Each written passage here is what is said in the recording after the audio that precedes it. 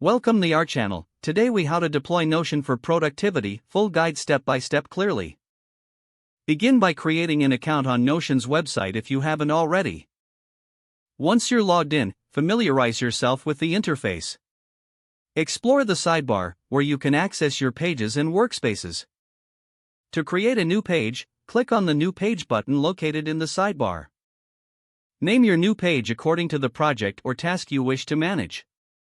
You can choose from a variety of templates that Notion offers to suit different needs. Select a template that fits your project requirements.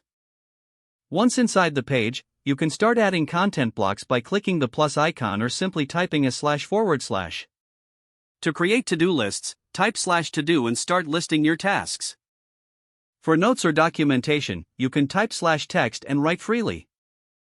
Consider adding a calendar by typing /calendar for better scheduling.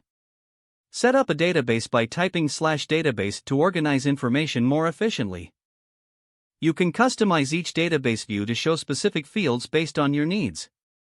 To enhance collaboration, invite team members to your page by clicking the share button on the top right. You can set permissions to control who can edit or view the content. To categorize your tasks, use tags or labels and create a designated section for priorities. Utilize the toggle feature by typing /toggle to create collapsible sections for a cleaner interface. Set reminders for tasks by typing /reminder and choosing your desired date.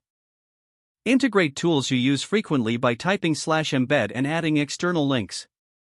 Organizational structures can be improved by creating linked pages for subtasks or related information.